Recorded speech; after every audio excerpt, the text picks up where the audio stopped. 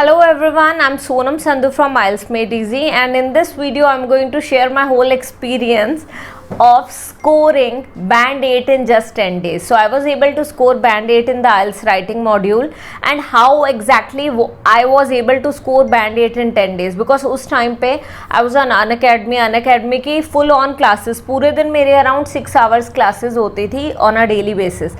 So 6 hours classes के लिए you can also understand कि preparation भी करनी होती है. जब आप क्लास बना रहे हो, उसके कुछ नोट्स होंगे, कुछ टॉपिक होगा, कुछ टास्क होगा जो स्टूडेंट्स को देना है. सो दैट पर्टिकुलर टाइम मेरे पास टाइम ही नहीं होता था कि मैं प्रैक्टिस करूँ, तो I was barely giving time. So 10 days were enough for me to score band 8 in the IELTS writing module. और यही आज मैं आपको इस वीडियो में बताने वाली हूँ कि how was I able to score band 8 in IELTS writing. अब आपको स्क्रीन दिखेगी और मैं उसके बेसिस पे हर एक चीज़ समझाऊंगी. मैंने कौन सा पर्टिकुलर स्ट्रक्चर फॉलो करा जिसकी वजह से मेरे बैंड 8 आए, कौन कौन से कनेक्टर्स यूज़ करे जिसकी वजह से बैंड 8 आए, और किस तरीके से प्रिपरेशन करी, कितने एसेज रोज़ लिखे, वो सब कुछ इस वीडियो में डिटेल में बताने वाली हूँ. सो प्लीज़ वीडियो को ध्यान से देखना so that you will also be able to score band 8. And please guys, जिनको 6.5 या बैंड 6 की रिक्वायरमेंट है, don't worry, because I have another video on that as well, how I scored band 6.5 in 10 days. Now you must be thinking कि ma'am आपके तो band 8 आए हैं, then how can you tell us band 6.5 story? band 8 तो अब आए हैं ना लास्ट अटेम्प्ट में, बट जब मैंने फर्स्ट टाइम आइल्स का एग्जाम दिया था, that particular time when I took IELTS exam, I scored band 6.5 without any preparation. कह सकते हो कि 10 days की करी, 2-3 एसेज लिखे थे बस, बट वो कैसे करी थी, क्या करा था, मैं उसके बेसिस पे आपको सारा समझाने वाली हूँ. एंड बट मैंने उसमें ये ऐड ज़रूर करा है कि आप इतने एसेज मिनिमम प्रैक्टिस करो, because I can understand some students are going to be at level 5 और सम एट 5.5 लेवल. तो 5.5 से 6.5 कैसे करना है वो सब कुछ मैंने डिटेल में उस वीडियो में बताया है, तो वो भी वीडियो जल्दी ही मैं आपके साथ लेके आने वाली हूँ. अभी के लिए स्क्रीन पे देखिए और आपको हर एक चीज़ अच्छी तरह समझ आएगी कि बैंड 8 कैसे आए, वो भी 10 दिन में. As I have already mentioned that it was only about 10 days. 10 days में I was able to score band 8 in the writing module. So it is definitely possible. But आपने किन चीज़ों का ध्यान रखना है, कितने एसेज प्रैक्टिस करने हैं, किस तरीके से प्रैक्टिस करने हैं, कौन सा स्ट्रक्चर यूज करना है, वो सब कुछ आज मैं इस वीडियो में डिटेल में बता रही हूँ. So let's get started. देखो यहाँ पे आपको स्क्रीन पे ऑलरेडी दिख रहा होगा कि सबसे पहले इंट्रोडक्शन की बात हो रही है. जब भी हम राइटिंग टास्क 2 की बात कर रहे हैं तो राइटिंग टास्क 2 में 4 असेसमेंट क्राइटेरियाज हैं, है ना. Task response, coherence and cohesion, lexical resources and GRA. तो जब हम टास्क रिस्पॉन्स की बात करें, टास्क रिस्पॉन्स होता है कि क्वेश्चन को ध्यान से समझना और as per the demand of the question answer करना, that is task response. Coherence and cohesion is, coherence is कि लॉजिकली आपने उन्हीं आइडियाज को कनेक्ट करना, and cohesion is the usages of connectors. Lexical resources होते हैं हमारी vocabulary, and GRA is grammatical range, variety and accuracy. जो भी यूज करे वो एक्यूरेट होना चाहिए, ठीक है. नाउ ये तो आपको एक बेसिक आइडिया लग गया. आपको स्कोर जो मिलता है वो आउट ऑफ 9 ही मिलता है राइटिंग टास्क 2 के लिए, एंड आउट ऑफ 9 ही मिलता है राइटिंग टास्क 1 के लिए. But what happens, writing task 2 को आउट ऑफ 9 जो भी स्कोर आया है उसकी 66% हम ले लेते हैं, and that is the score for writing task 2. And वही बैंड 9 में से राइटिंग टास्क 1 में आपके जितना भी स्कोर आया है उसकी 33% वैल्यू हम लेते हैं, तो उससे आपका राइटिंग मॉड्यूल का स्कोर कैलकुलेट होता है. Now when we are proceeding further, और आप यहाँ पे ध्यान से देखोगे तो क्लियरली मेंशन्ड है कि राइटिंग टास्क 2 में, एसे राइटिंग में सबसे पहली इंपॉर्टेंट चीज है इंट्रोडक्शन. सो देखो 4 पैराग्राफ्स होते हैं generally in every single essay, except 5 in a few, ठीक है, एक्सेप्ट 5 इन अ फ्यू. अब ये 5 कौन कौन से हैं मैं बताती हूँ. जब भी to what extent do you agree और डिसएग्री ऐसे आ जाए तो वहां पे 5 पैराग्राफ्स होंगे. जब भी एडवांटेजेस आउटवे डिसएडवांटेजेस ऐसे आ जाए वहां पे 5 पैराग्राफ्स होंगे. अदरवाइज हर जगह पे 4 पैराग्राफ्स ही होने. So introduction is the backbone of every essay. और I would say it is the first impression of every essay. So introduction अगर अच्छे से लिख लिया ना, तो एग्जामिनर ने इंट्रोडक्शन की 4-5 लाइंस आपकी अच्छे से पढ़ लेनी है, एंड ही और she will get to know what level you are at, किस लेवल की राइटिंग आपकी आगे होने वाली है.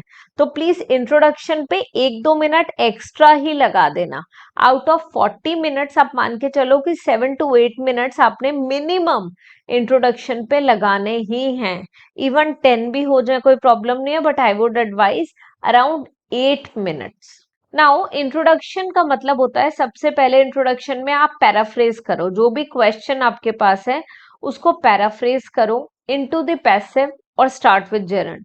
सो जैसे कि मैंने यहाँ पैसिव में करा हुआ, इट इज विटनेस्ड बाय और it is believe by, it is conquered by, already vocabulary structure के थ्रू आती जा रही है. तो आपको बैंड 8 के लिए और कुछ नहीं करना, बस ये मेरा कॉपी पेस्ट करना है. अच्छा, now before we proceed further, for those who do not know, I have already scored band 8 in writing module, and I have also witnessed band 6.5 in writing module. So when I appeared for the IELTS exam the very first time around 7 years ago, yeah, around 6-7 years ago, so that time I scored 6.5 band in writing. Then from that my journey, ठीक है, proceeded, and I have scored band 7 in writing, band 7.5 in writing and band 8 as well in writing. So जो मेरा last attempt था उसमें I have scored band 8.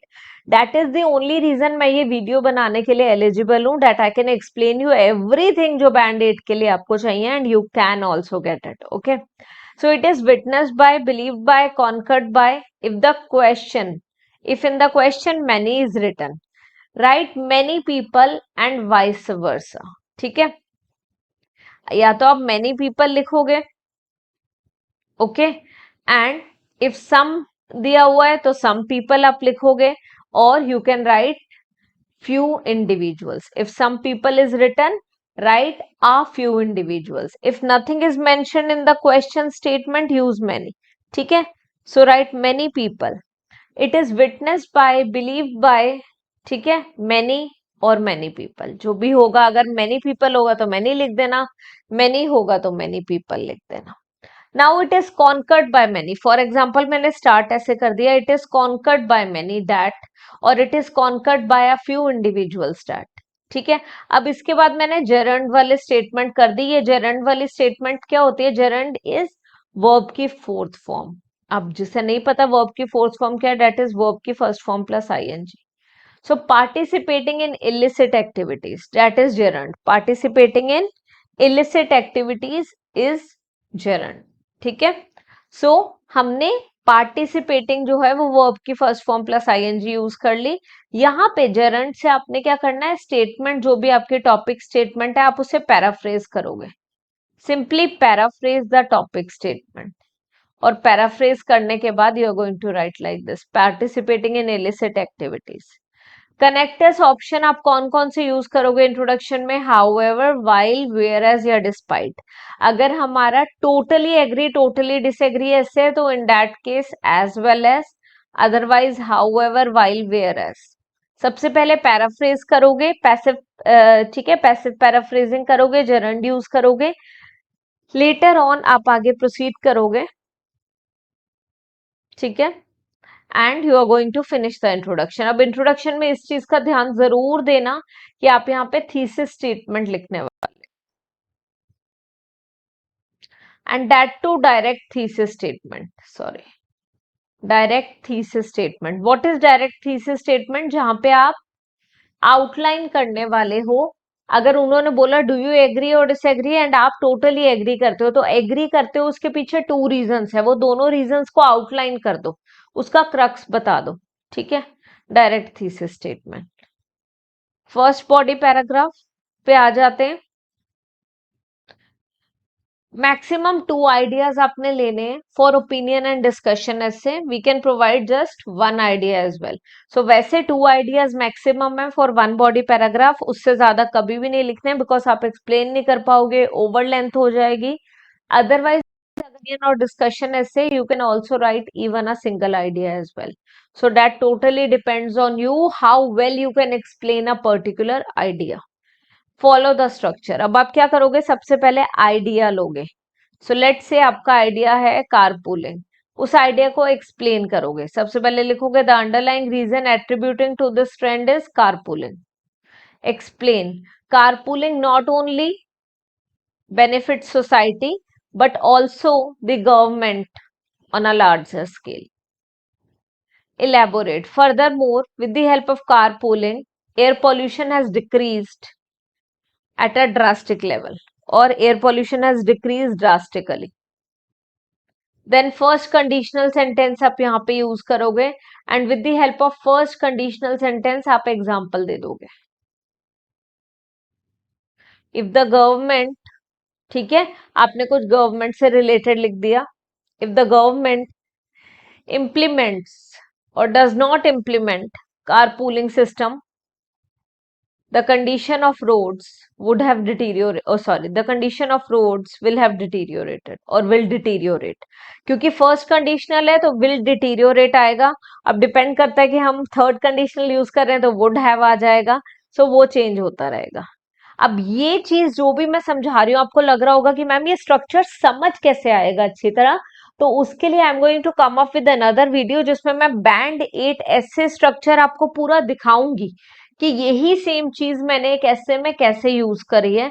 वो आपको पता चलेगा. वो वीडियो भी जल्दी ही आएगी. जस्ट आफ्टर दिस आने वाली है पर वो भी जल्दी ही आएगी. सो फिर आप कंक्लूड करोगे यूजिंग डबल कंपैरेटिव. ठीक है, डबल कंपैरेटिव क्या होता है? The more the demand of carpooling system, the more the, ठीक है, द लेसर द, हम वहां पे एक्सप्लेन कर देंगे, the lesser the amount of pollution in the air. Now connectors आपने not only but also use करोगे एक्सप्लेनेशन के टाइम में, फर्दर मोर यूज करोगे इलेबोरेशन के टाइम में, फर्स्ट एग्जाम्पल में, ठीक है, first conditional and double comparative. So this is the way we are going to do. Now we'll proceed further. ये सारा का सारा जो स्ट्रक्चर है ना ये बैंडेड के लिए है, तो बस इसे ब्लाइंडली फॉलो कर लो, इतना फॉर श्योर है बैंडेड आ जाएंगे. But do not forget to watch the video जो कि आने वाली है. प्लीज सारी की सारी वीडियोस ध्यान से देखना. अभी मैं यही राइटिंग वाली वीडियोस आपके साथ शेयर करूंगी तो आपको काफी हेल्प मिलेगी. वो वाली वीडियो में आपको यही सेम स्ट्रक्चर यूज करके ऐसे लिख के दिखाऊंगी तो आपको काफी क्लैरिटी मिल जाएगी. Now before we proceed further, देखो आप एक चीज को समझो. अगर आपको राइटिंग मॉड्यूल में बहुत ज्यादा प्रॉब्लम आ रही है और आपको लग रहा है कि मैं हर बार हर एक मॉड्यूल को क्लियर कर लेती हूँ, but writing is the module which I am not able to clear, which I am not able to get my desired band scores in. So मैं आपको सजेस्ट करूंगी you should go for 1-on-1 classes only. देखो group classes में वो सब कुछ आपको कराने वाले हैं, एक प्रॉपर शेड्यूल फॉलो करा जाएगा. अगर आपको वो पर्टिकुलर थिंग अच्छी तरह पता है तो भी आपको पढ़ाई जाएगी, बिकॉज बाकियों को शायद नहीं पता होगी, बाकी स्टूडेंट्स को. सो इसीलिए अगर आप किसी एक ही मॉड्यूल में या दो मॉड्यूल्स में प्रॉब्लम फेस कर रहे हो तो आई वुड सजेस्ट कि you should go for 1-on-1 classes. 1-on-1 classes आपको लेनी चाहिए. इन दैट केस उससे आपको काफी हेल्प मिलेगी. एंड इतना फॉर श्योर है डे 1 से इम्प्रूवमेंट होगी, बिकॉज डे 1 से इवेल्युएशन होगी, आपकी इम्प्रूवमेंट होगी, आपकी मिस्टेक्स पे वर्क करा जाएगा. Will try to get rid of the mistakes and will try to improve our writing by using the tips, ठीक है, which will be explained by us. And for the same you can contact us on the numbers given on the screen. तो simply आप numbers जो screen पे दिख रहे हैं उस पे contact करो. Now we'll move to second body paragraph. Second body paragraph का में क्या करने वाले हैं? Again maximum 2 ideas for opinion and discussion. ऐसे we can provide just 1 idea as well. Same structure follow करना है, आइडिया देना है, उसे एक्सप्लेन करना है, इलेबोरेट करना है, एग्जाम्पल देना है, कंक्लूड करना है. बट यहाँ पे will start with an interrogative sentence. ठीक है, so will start with an interrogative sentence here. Is there any other reason behind this? अगर आप इंटेरोगेटिव नहीं भी चाहते तो आप इस तरीके से भी इसे कर सकते हो. certainly there are other reasons behind this and the first one is and primary, the primary reason is, इस तरीके से भी कर सकते हो. ठीक है, but I have seen the same structure in the Cambridge books as well. Cambridge book में जो सैंपल आंसर्स दिए होते हैं उसमें भी इंटेरोगेटिव सेंटेंसेस होते हैं. So that is the reason I incorporate this and I have incorporated when I got band 8 as well. Is there any other reason behind this? Certainly there is. Primarily देखिए आप first reason को explain करोगे with the help of simple sentence. हमें ना variety चाहिए. Grammatical range चाहिए. सो अगर आप सारे कॉम्प्लेक्स सेंटेंसेस यूज करोगे then also you will not be able to get good scores. So हमें वेराइटी ही चाहिए, that is important. Then explain करो rather than this, do that. ठीक है. फिर इलेबोरेट करो बिसाइड्स दिस यूज करके.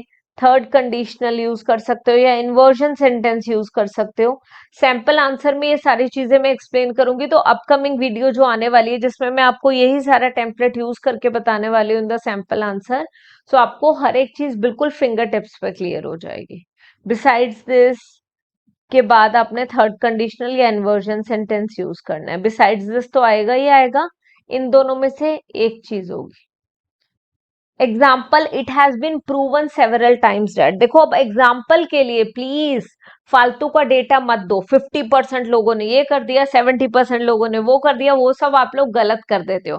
अभी जो लेटेस्ट ट्रेंड है वो ये है कि हमने डेटा ड्रिवन एग्जाम्पल्स नहीं देने हैं, हम देंगे इस तरीके के example. It has been proven several times that, या फिर if the government implements car pooling system the condition on the roads will improve और the traffic problem will improve. ठीक है, इस तरीके से. नाउ कंक्लूड कर दिया देयरफॉर. अब कंक्लूड करना बहुत जरूरी है पैराग्राफ को, उससे क्लैरिटी हो जाती है कि पैराग्राफ का first sentence and last connected होता है और हमें हर एक चीज अच्छी तरह समझ आ जाती है. और इसमें कनेक्टर्स कौन से यूज करने हैं? Because of, due to, owing to, इन तीनों में से कोई भी एक, moreover, therefore, rather than, either or. इस तरीके के कनेक्टर्स हम लोग यूज करने वाले हैं. Avoid incorporating article based examples, जो मैंने अभी बताया data driven. rather use studies, it has been observed several times that, या first conditional example. try adding general statement in every essay. अब general statement होती क्या है ये प्लीज ध्यान से समझो.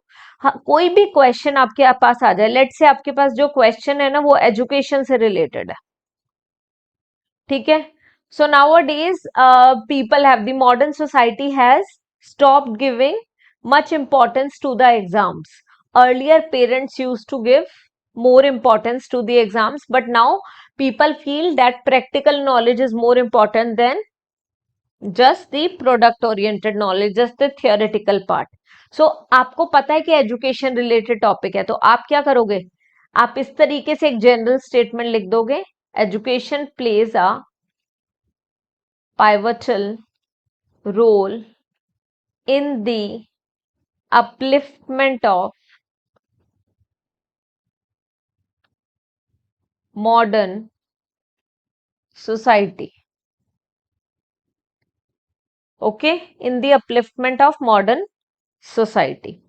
Now conclusion, आपने क्या करना है? इन conclusion यूज करोगे, यूज in conclusion या to conclude. In conclusion, to conclude, although आएगा for all the essay, although वाला structure. Although means हालांकि. Although I have been eating chocolates for the last 15 days, comma, I have not gained weight. ठीक है. FYI, मुझे chocolates बिल्कुल भी पसंद नहीं है, तो मैं नहीं खाती हूँ.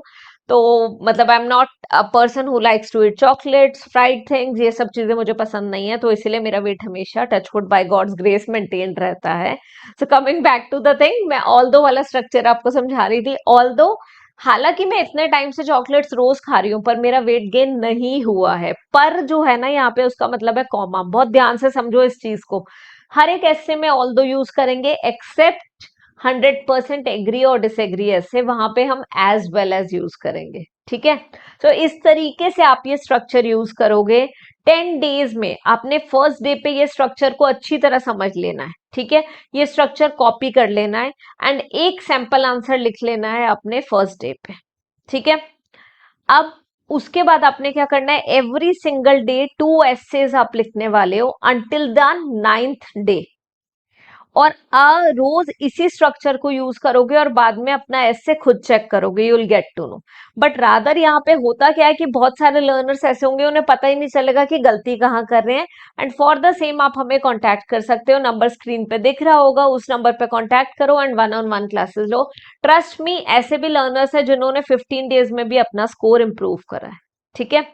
नाउ डे 2 से डे 9 मैंने आपको बता दिया रोज 2 एसेस आएंगे and day 10th is going to be the day जो आपको प्रॉब्लम्स आ रही हैं, जो भी आप मिस्टेक्स कर रहे हो उन मिस्टेक्स पे आप वर्क करोगे and you will try to get rid of those mistakes. ठीक है.